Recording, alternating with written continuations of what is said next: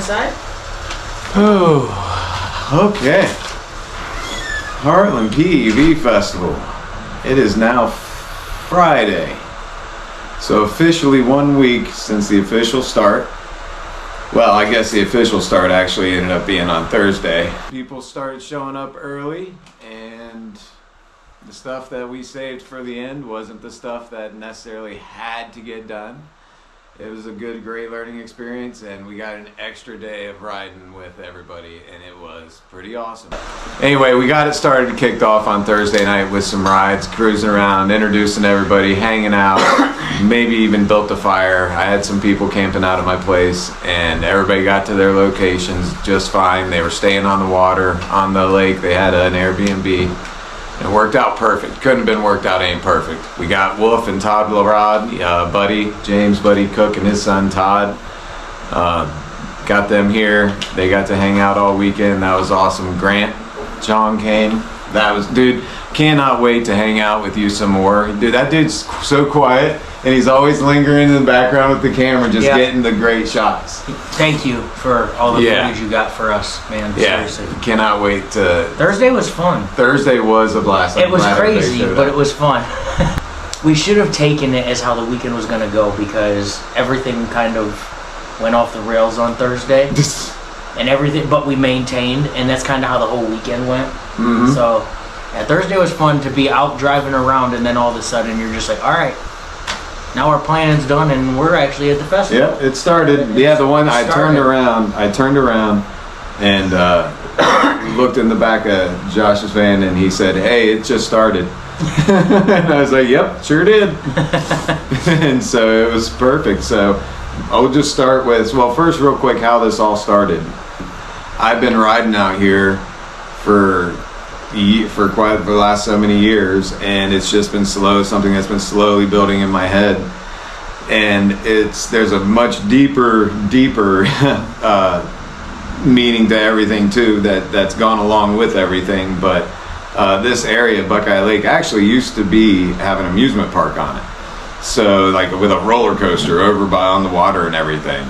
And about 5 years ago, they had to shut the lake down basically to rebuild the dam, fix the dam, and they put this beautiful path that runs right along the water. That's a state park. And there's the boat yard. It's a bar and grill that has bands every single night of the summer. The Island House is over on the other side. There's a brewery right there, and it's fresh paved roads everywhere.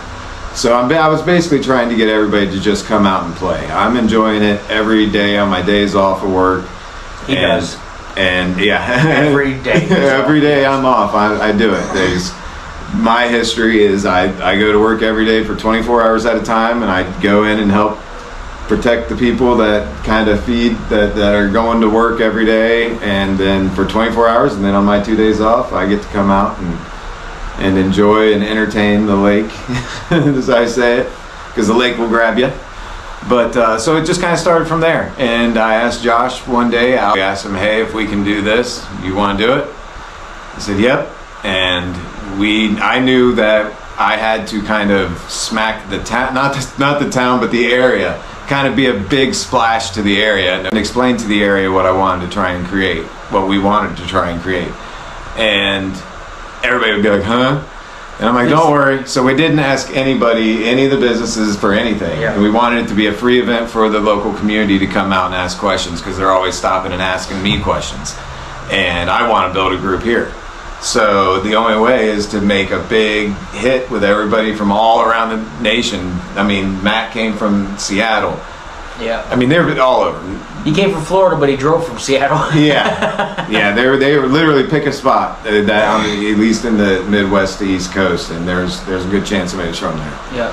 And so it was awesome. It introduced everything to the area just the way that I was hoping to, and everybody that showed up was awesome. They were with us through the whole thing, working out the bugs, and it really turned out great. The sponsors, right. the sponsors that we've got a whole list of companies. Like the Eco Mobile was a huge support. Mad Escape, Mad Hatter, Rider Bag, OMW. Pidzum. Pidzum was they lit up the whole thing because at nighttime we had no moon, and the lights, it was perfect. The lights just lit up the whole lake. So thank you, Pidzum, and thanks to everybody. For me, when he asked me to create this event, I immediately thought of Eastgate Con mixed with Shredfest, the Oak City One Wheel throws, because the Oak City One Wheel crew is such an all-inviting crew. You know what I mean? Josh Christensen and all those guys that are a part of that and host that event. It's an amazing time and an amazing place to be. It's where actually we physically met, even though we live 2-3 hours apart. We physically met at Oak City Shredfest. NC. In NC with NC Eastgate. So I thank them and M-Boards kind of the same, because I didn't want it to be exclusively Eastgate, even though that's my main thing. I've ridden One Wheels and a couple EUCs, but Eastgate is my thing. But I didn't want to just fixate on what I like. I want to do things for everybody. So I wanted to create this event that is Eastgate Con-esque, but also an entire weekend of good times and vibes, and as little stress as the attendees can have. I love Eastgate Con, but simply being in Vegas for me is just a stress. And I know there's other people out there like me that I don't want to go be around all those people and that much stuff that's in the way of what I'm in there to do. I think everybody I get went sidetracked too easy, and Vegas is a good place to get sidetracked. Everybody went home tired because everybody was recharging and riding. And I think everybody went home good and tired. It worked out perfect because everybody was exhausted from Friday and everything was chill after that. Friday was, for me, supposed to be a really relaxed meet and greet day. Everyone who meets in the lot hangs out and talks about boards and just kind of learn about the people you're about to spend the next 2.5 days with. And we did, and it was really cool. And then the guys from Chicago, Morgan Brady specifically, wanted to change our T-track to an intro to speed style, smaller track. And he did, and I'm really glad he did it. That was awesome. Because it really set a vibe for the weekend when it came to the tracks. It was just a laid back, hey, everybody go around the track, check it out, feel yourself out. He was coaching everybody along the way, too. Right. It created an atmosphere where the people that didn't necessarily want to put down time trial racing stuff, or they didn't want to put down time trials for fear of whatever it might be, it made it a lot easier to just kind of show them, like, look, we're not really here to try to compete to win. We're just here to get better at riding and to just see what we can do, what we're capable of, because we never know what we're capable of unless we push those limits a little bit.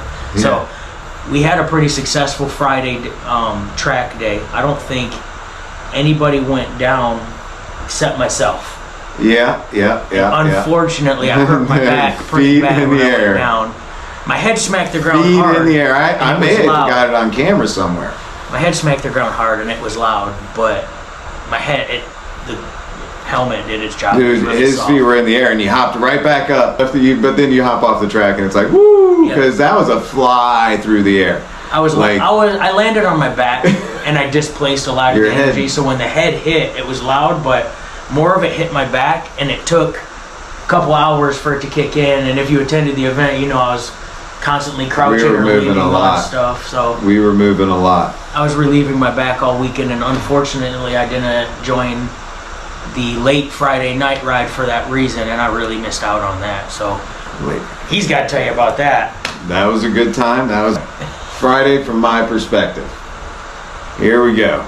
It was crazy. But it was perfect because when they laid down that track, everybody actually seemed to kind of relax and fall into their own little spot of where they wanted to be. I was able to linger around, meet the people that were coming from locals, and talk to everybody and kind of introduce them to everybody and help kind of introduce the groups, and everybody kind of started mingling. And one of the local people that came brought a family and had three younger girls and his son, and they were on scooters and one wheels, and they inquired about the amazing race style PEV little race that nobody understood, that I had to show physically. And it was perfect because it was for kids.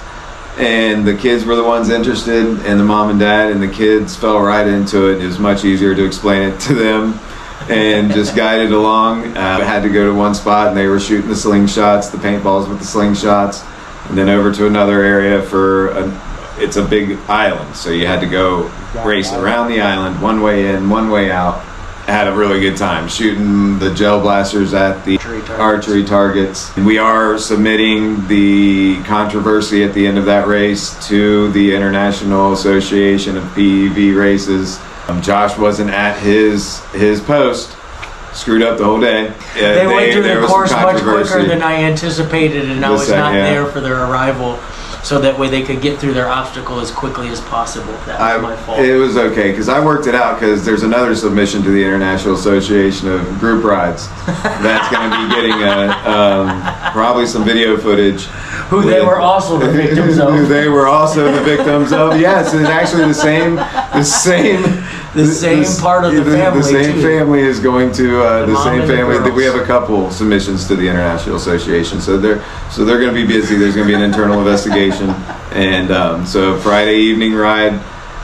This was our first group ride, and there was at least 40 people probably for it. I think maybe like 30, 35 people out there. Yeah. Because when we split up, I had to tell people go 10 to 15 each group. Yeah. So we had about 30 people. And my group was slightly bigger than yours. Yeah. So I think 35 is a good number. Yeah. 35 people. So the good thing is everybody made it back. And I may have gotten a little overzealous. And when I turn around and I see lights and everything behind me, I'm like, oh, everybody, my brain is telling me, oh, everybody's here. I didn't know Josh had broke down. But that wouldn't have mattered because that was way later. That was later into it. It basically, we worked out the bugs and everybody stuck it through, and it actually ended up working out great because Joel, the dad of the family, who was a one-wheeler, actually was the winner of the Eco Mobile. Spoiler alert, was the winner of the Eco Mobile board drawing, and I couldn't have been happier, dude. That guy went through it. And for how the weekend went, of all the attendees, he deserved it the most. Oh yeah, that dude. Because you could tell he's been wrangling kids for a while. Because he did a dang good job doing it, and our lack of thought of it, so to speak.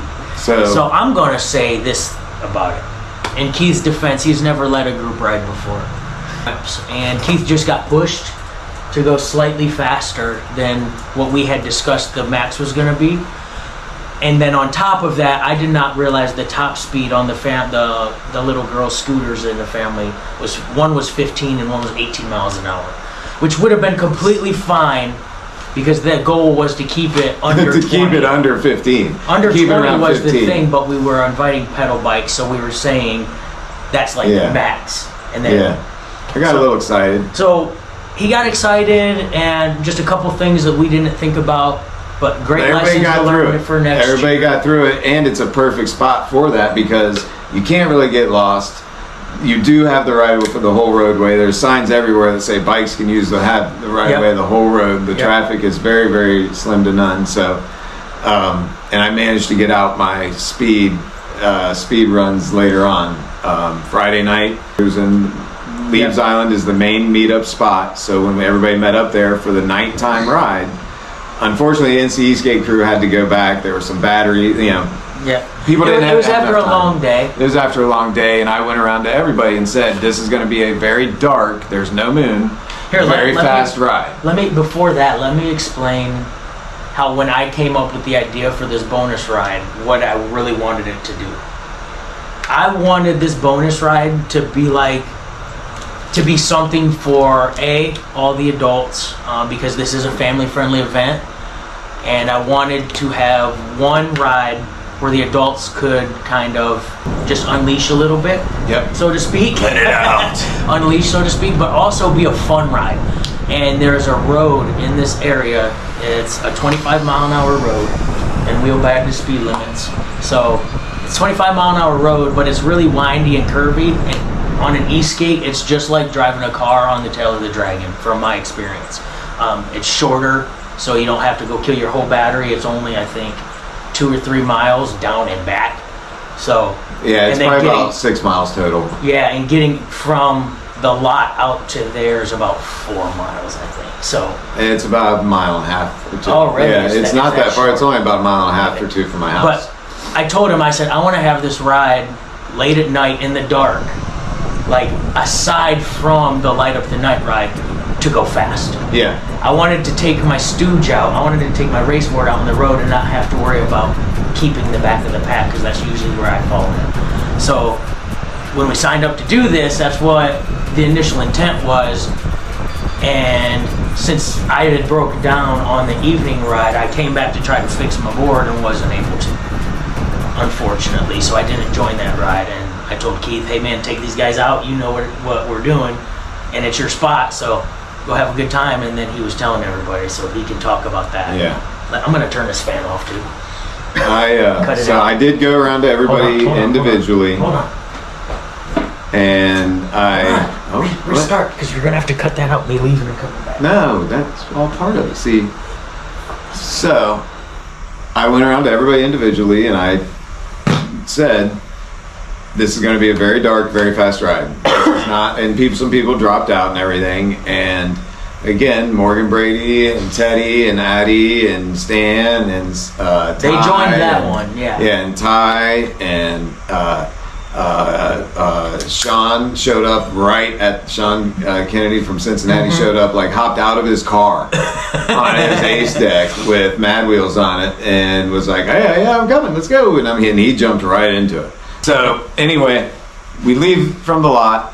We get to the beginning of what's now called the Tail of the Dragon. Baby Dragon. Baby Dragon. And just getting there is just a warm-up, right? And so we get to the front there, and Morgan Brady's kind of up in front of me, just kind of commenting into the air to himself. I'm kind of curious who advertised this as a speed ride. And then Kyle is on his EUC rocking back and forth. Yes, officer, we're going the speed limit. And then I turn around, and Teddy, who's just stone cold all the time, look with it through his full face helmet, and that just stand there. I turn around and look at him, and he just looks at me like, "Don't let us down." And I was like, "Okie dokie," it's on. And by the time we were done with it, I turned around and Teddy said, "Yep, that was sick." And Morgan Brady says, "Yeah, this is awesome. Let's keep doing this." I think I saw a ride track. It was total. You guys went total like 16 miles, and the average was was like 25 or 27, or was the average. And you know that's always Was low. the average speed? Yeah. Oh, the average speed of So- the tracker was 27. Okay, yeah. Yeah. So y'all were. So that's our average, but we went the average speed limit. that includes the times you stop. So that's going to be a ride that basically tales are told of, because it was all in the darkness. Yep. And essentially my flashlight was going dead, but it was just lit enough to where I could hold my arm out to the left or to the right and show the guys behind me, hey, there's a 90-degree turn coming. I'm diving into the darkness because I know the area. Go ahead and hopefully get ready, and because They are 90-degree turns. yeah, and all I see is Morgan Brady's silhouette, his shadow from the flashlights behind me. He's carving, and I'm just like, woo. He's carving and you're holding on for dear life. Yeah, I'm like, yeah. So that was like a dream come true, honestly, for me. That I've been having that picture in my head of that night for years, and That's my that was most awesome. regretted moment of the weekend, is that I missed that. That was something I that will not miss that next year. will go down for that. That's one that will go down in the books. So if you plan to attend next year and you want to go on the bonus ride, We did not end up It's with not the an same easy amount. ride. We didn't end up Yeah. with the same It's number not of an people easy at the ride. end as we did at the beginning. and it's easy roads. And that but did since- not include the trail Right. It's easy roads, roads. but it's And the roads are smooth paved. they're smooth paved. There's a couple sewer grates if you try to cut turns too tight. If you try to join that night ride, make sure your board's capable of 35 miles an hour, or you might, in the straight moments, end up playing catch up. The good thing is, you don't really have to keep up, though. That's the thing. You don't have to keep up, because it's a straight shot. You're not really going to get lost. just take the turns that feel like you should be taken. You know, you can see it natural. So you don't have to, and we stop. We make stops, and we basically hit the dead end and turn around. So people, I think, will be passing each other next year all night long on that road, hopefully at nighttime. Yeah. On scooters, EUCs, everything. People are going to be cruising that. I mean, there's signs everywhere that say bikes can use the whole lane. So they were using the whole lane, and that was pretty awesome. And then people stayed up at my house till about 4 o'clock. Every day of the weekend, yeah. Wolf is insane, buddy. Eastgate Wolf is awesome. Hold on. We call him Eastgate Wolf. Yeah, because I completely misread his Instagram handle when I first started like watching his stuff, and I thought it said Eastgate Wolf, but it says Eastgate, Southwest Florida. I don't know why. Yeah, it just stuck after that. And he's a wild man. He's a wild man, yeah. So it just stuck. So when we say Eastgate Wolf, that's who we are referring, West Florida. Yeah. James Buddy Cook. He's the one who flies up ahead and then stops like, where's everybody at? Yeah, he's the one that likes to pass the ride. I'll call him out. He turns around and he's like, where's everybody? He's a wild man that puts down good times, actually. He did put down some good times. And this is the place, dude. If you go ahead of the pack, like, whoa, Scrappy's here. All right, so now that was Friday. Now we haven't even got to Saturday yet. We haven't got to Friday. We're still at So now we're Friday night. Saturday, yeah, Saturday, it's 4 a.m. You're right, we haven't got to Saturday. Hold on, I got stories about Friday night. Oh, yeah, that's right. Friday, yes. I don't get to that's talk. A good, no, this is a good time to say tune into the next episode, because shit just got crazy. So now you can tell it, and we'll start the next episode. We're back.